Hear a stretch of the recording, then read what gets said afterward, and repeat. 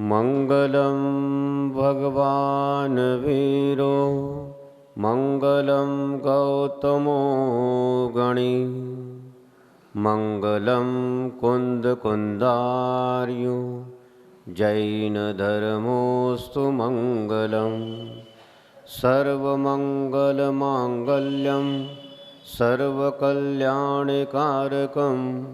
प्रधानं सर्वधर्माणां जैनं जयतु शासनं जैनं जयतु शासनम्।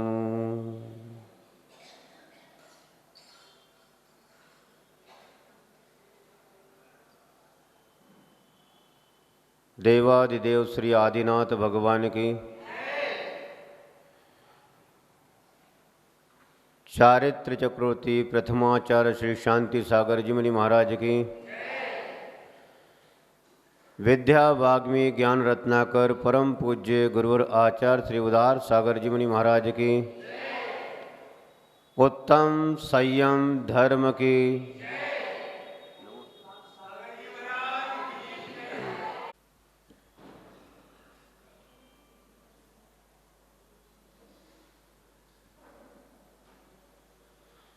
धर्म प्रेमी स्नेह बंधुओं,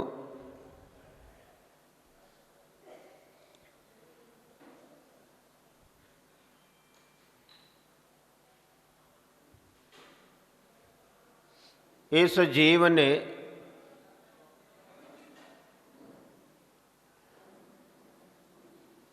इस संसार में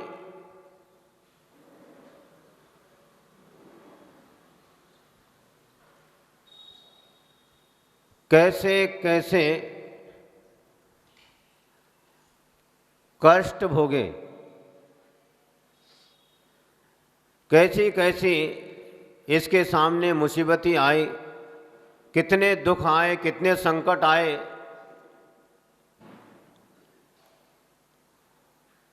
उस संकटों से घबराकर, दुखों से घबराकर जब सहन शक्ति से बाहर हो जाता है तो भगवान को याद करता है कि हे भगवान, कौन से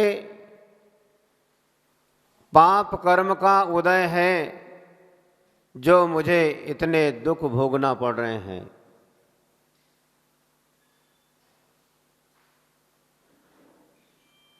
बात तो सही है कि कोई ना कोई पाप कर्म है और वो उदय में आया है, अब उसका फल भोगना भी है। अब फल भोगते समय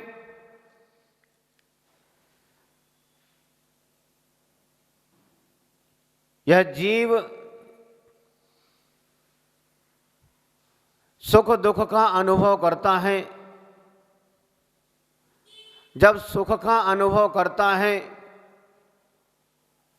उस समय उस भगवान को भूल जाता है, और जब दुख भोगता है तब उस भगवान को याद करता है। तो ऐसे भगवान को कब याद करना चाहिए और कब नहीं करना चाहिए, ये स्वयं को निर्णय करना होगा। और ये दुख क्यों आए और वो भगवान कौन है, वो भगवान कैसे बने, इस विषय पर भी थोड़ा विचार करना चाहिए। भगवान को याद किया, वो भगवान कैसे बने, उसकी तरफ भी थोड़ा विचार करना चाहिए। इस जीवन में अब मनुष्य पर्याय प्राप्त की है, हमारे पास समझ है, सोचने समझने की शक्ति है। इस समय एक ही लक्ष्य होना चाहिए कि जो जन्मों जन्मों से हमारे परिणाम अशुद्ध थे और अभी अशुद्ध हैं, उन परिणामों को हमें निर्मल करना है।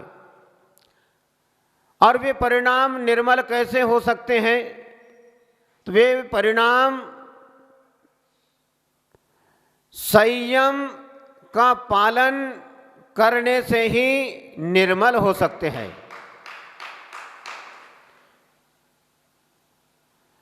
संयम का जो पालन करेगा उसके जीवन में,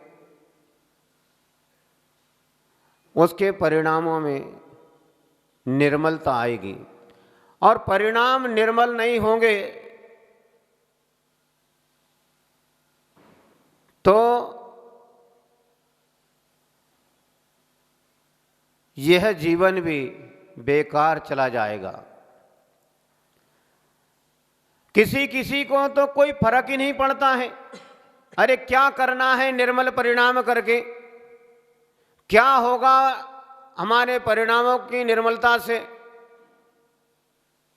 तो फिर दुख के समय उस भगवान को याद करते हैं तो भगवान कैसे बने? उन तीर्थंकर भगवंतों ने भी संयम का पालन किया है। जिस बिना नहीं जिन राज सीझे, तो रुलो जग कीच में, एक घड़ी मत विसरो करो नित आव जम मुख बीच में। इस संयम के बिना तीर्थंकर भगवान को भी मोक्ष की प्राप्ति नहीं हुई। उन्होंने भी संयम को धारण किया, संयमित जीवन जिया, तो फिर सामान्य मनुष्य की क्या बात है। तो हमें जीवन में संयम को धारण करना चाहिए और संयमित जीवन ही अपने अनंत सुख के लक्ष्य को प्राप्त कर सकता है। और संयम शब्द का अर्थ है निज पर निज का शासन, नियंत्रण, मन की एकाग्रता आदि। और संयम के दो भेद हैं, इंद्रिय संयम और दूसरा है प्राणी संयम। इंद्रिय संयम में स्पर्शन, रसना, घ्राण, चक्षु, कर्ण और मन के विषय, इन मन के विषयों में प्रवृत्त होने से रोकना इंद्रिय संयम है। और प्राणी संयम पृथ्वी का एक, जल का एक, अग्नि का एक, वायु का एक, वनस्पति का एक और त्रस काय के जीवों की रक्षा करना प्राणी संयम है।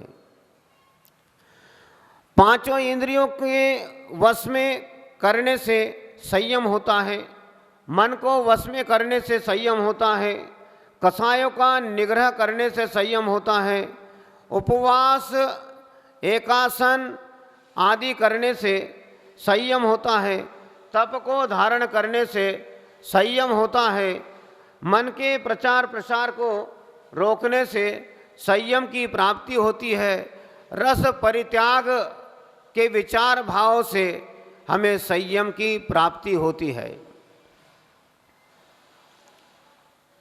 इस इंद्रिय संयम में स्पर्शन इंद्रिय, रसना इंद्रिय ये बहुत खतरनाक है। उदाहरण के लिए जैसे रसना इंद्रिय,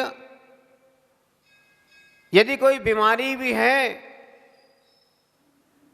अरे बहुत दिन हो गए परहेज करते करते कुछ नहीं होता, थोड़ा बहुत खा लो, और खिलाने वाले भी कहते हैं कुछ नहीं बेटा खा लो, जो होगा तो देखेंगे, कोई इतने में कुछ बिगड़ता है क्या, खा लो।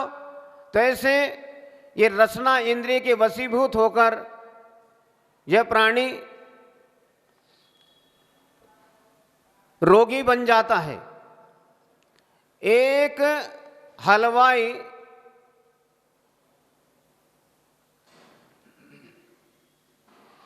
किसी के यहाँ उसे कार्यक्रम में बुलाया गया और कार्यक्रम कोई बड़ा नहीं था, छोटा था।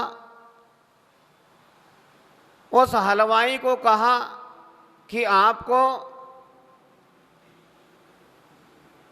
इतने किलो बेसन के लड्डू बनाना है।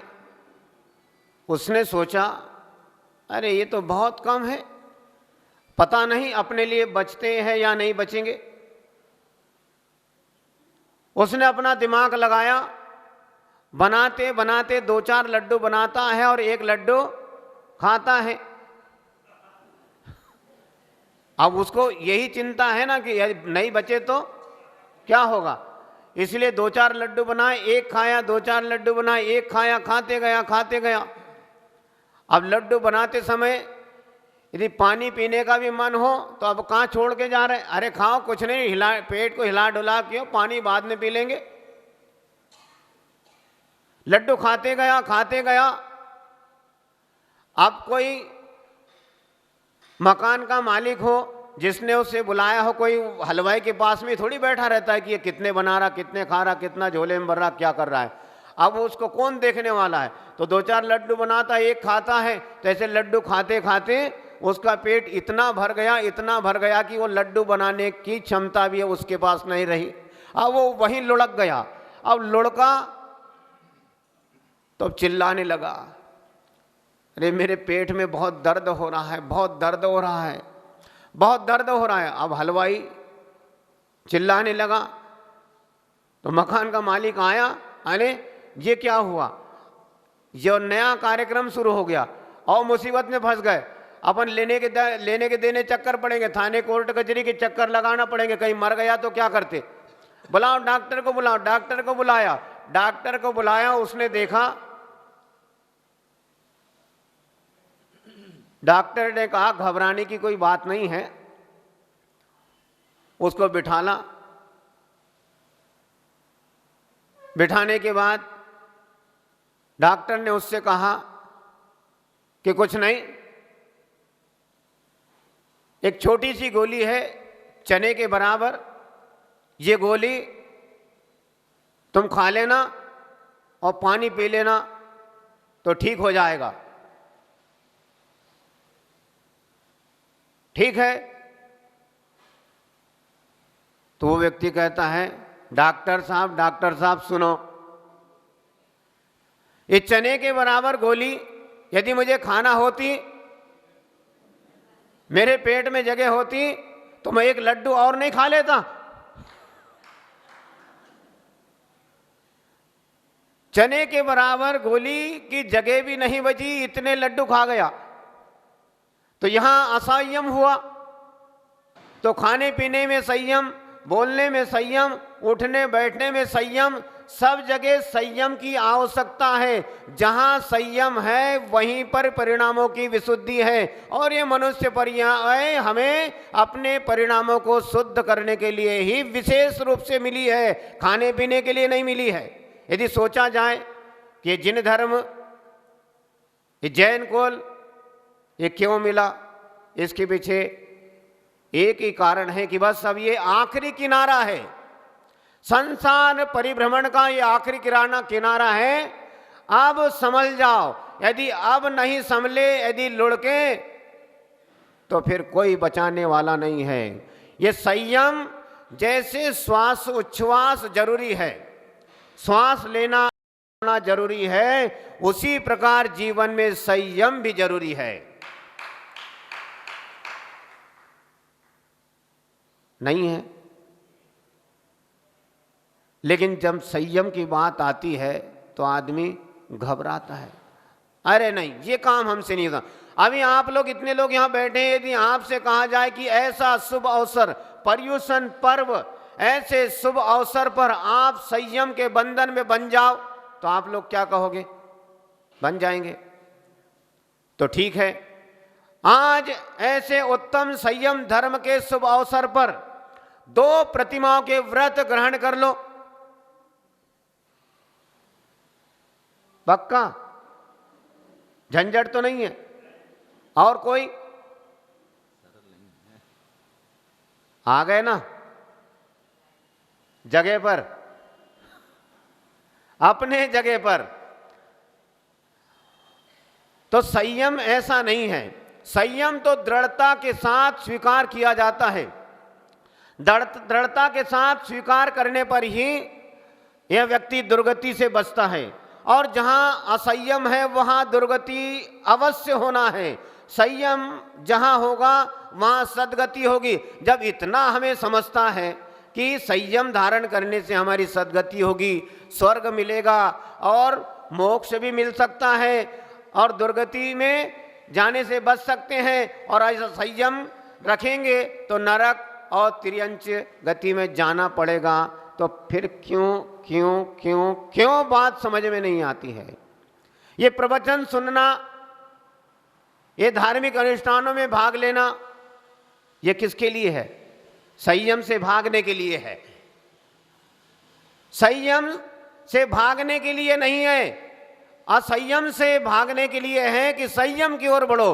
असंयम से संयम की ओर बढ़ेंगे तो हमारा कल्याण होगा। इसीलिए चारित्र चक्रवर्ती आचार्य श्री शांति सागर जी मुनि महाराज जी कहते थे, और उन्होंने अपने अंतिम धर्मोपदेश में कहा था, मराठी भाषा में कहा था। क्या कहा था? सुनोगे? स्वीकार करोगे? नहीं, आप सुना दो, वो बात की बात है। चारित्र चक्रवर्ती आचार्य श्री शांति सागर जी मुनि महाराज जी कहते थे, बाबांनो भिऊ नका संयम धारण करा, संयम धारण केल्याशिवाय आत्माचे कल्याण होत नाही रे बाबा। वे कहते थे कि संयम धारण करो, संयम धारण करो, डरो मत। संयम धारण करने से ही आत्मा का कल्याण होता है।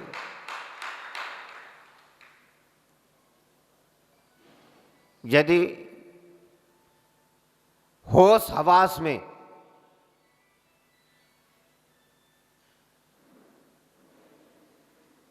यदि हम अपनी आत्मा का कल्याण करना चाहते हैं, इस चतुर्गति के दुखों से बचना चाहते हैं, जिसे भी अपनी आत्मा से लगाव हो, इस दुख रूपी समुद्र से पार होना चाहते हैं, तो उसे संयम अवश्य धारण करना चाहिए। जैसे किसान अपनी फसल की रक्षा के लिए खेत के चारों ओर बाड़ लगाता है।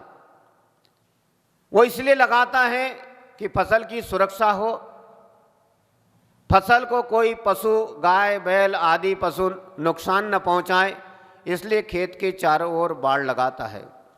उसी प्रकार ये संयम है। ये संयम भी आपको पापों से बचाता है, असंयम से बचाता है। ये संयम रूपी बाड़ हमारे जीवन में भी अति आवश्यक है। इसीलिए जो अपना भला चाहता है उसे अवश्य जीवन में संयम धारण करना चाहिए, और धीरे धीरे, नहीं एकदम तो कोई बात नहीं। कभी एक उपवास कर लिया, कभी दो उपवास कर लिए, कभी एकासन कर लिया, और छोटे छोटे नियम कि जैसे रात्रि में भोजन का त्याग कर दिया, रात्रि में पानी पीने का त्याग कर दिया, सुबह 10 बजे भोजन किया तो अब मैं 1 घंटा कुछ भी नहीं खाऊंगा पीऊंगा, 11 बजे तक के लिए कुछ भी नहीं खाना है, कुछ भी नहीं पीना है। तंबाकू बीड़ी सिगरेट पीने वालों है कि यहाँ कोई? हाँ, अपनी सभा में काहे के लिए होंगे? तंबाकू बीड़ी सिगरेट नहीं पिएंगे, 1 घंटा हो गया, अब प्यास लगी, ठीक है पानी पी लो, फिर नियम ले लो कि अब शाम तक के लिए पानी भी नहीं पीऊंगा, शाम को सीधा सीधा भोजन करूंगा। ऐसे छोटे छोटे नियम होते हैं। तो ऐसे छोटे छोटे नियम भी यदि लिए जाए कि अब 1 घंटा मौन रहेंगे, नमोकार मंत्र बोलकर ही हम आज शयन करेंगे, और जब हम सुबह जागेंगे तो जागने से पहले 9 बार नमोकार मंत्र बोलेंगे, उसके बाद ही हम जागेंगे। तुमको क्यों हंसी आ रही? हाँ, जागने के बाद, हाँ तभी तो 9 बार नमोकार मंत्र बोलेंगे। हाँ बेस ऐसे कैसे, नींद में कैसे बोलेंगे? तो जागने के बाद 9 बार नमोकार मंत्र बोलेंगे, उसके बाद में ही हम बिस्तर छोड़ेंगे। ऐसे बहुत से ऐसे छोटे छोटे नियम हैं कि आज हम कंदमूल फल नहीं खाएंगे। ऐसे छोटे छोटे बहुत सारे नियम हैं। तो आज ये उत्तम संयम धर्म हमें निर्देश देता है, शिक्षा देता है कि आज से हम पूर्ण 1 साल के लिए प्रतिदिन मंदिर में जाकर, या कोई साधु संत है तो उनके चरणों में जाकर कोई ना कोई रोज एक नियम लेंगे कि सोने से पहले 9 बार नमोकार मंत्र बोलेंगे, तो भी उसका कल्याण हो सकता है। तो जीवन में धारण किए बीज के समान छोटे छोटे नियम, व्रत भी एक दिन बहुत बड़े विस्तार को पा जाते हैं। घुटने के बल चलते चलते पांव एक दिन खड़े हो जाएंगे, और छोटे छोटे नियम भी एक दिन बहुत बड़े हो जाएंगे। इस बात को ध्यान रखते हुए, हमारी सामर्थ्य नहीं, हमारी शक्ति नहीं है कि पूर्ण रूप से संयम धारण करने की, तो थोड़ा थोड़ा यदि जीवन में ऐसा संयम धारण करते हैं तो हमारा कल्याण होता है। आज इस धर्म सभा में आपसे हम पूछते हैं कि आज उत्तम संयम धर्म है, और आने वाले 2025 के पर्युषण पर्व में, भाद्रपद मास में जब उत्तम संयम धर्म आएगा, तब तक के लिए कौन नियम लेता है कि रात्रि में सोने से पहले मैं 9 बार नमोकार मंत्र बोलूंगा, और सुबह जागने के बाद 9 बार नमोकार मंत्र बोलकर बिस्तर छोड़ूंगा? कौन ऐसा नियम लेना चाहता है? उसको अनंतानंत सिद्ध परमेष्टि और मंच पे विराजमान पूज्य गुरुदेव आचार्य श्री उदार सागर मुनि महाराज जी और पूरा संघ आपको आशीर्वाद देता है कि आपका यह नियम अच्छे से पले। बहुत बढ़िया, अच्छा। बाकी लोगों को बड़ा कष्ट। अरे हाथ तो खड़ा करो, हम समझ में तो आए कौन नियम लेगा। अच्छा, नहीं, यदि इतना भी नहीं कर पाए तो जैन कुल में पैदा होकर जैन धर्म को क्यों बदनाम करते हो? हैं? एक बार हाथ तो खड़ा करो, हम गिनती तो कर ले। हाँ, 1, 11, 14, 15, वाह, सभी ने हाथ खड़े कर दिए। सभी के लिए बहुत बहुत हमारा मंगल आशीर्वाद है। इसी मंगल भावना के साथ सभी के जीवन में उत्तम संयम धर्म का पालन होवे। परम पूज्य गुरुदेव आचार्य श्री उदार सागर जी मुनि महाराज की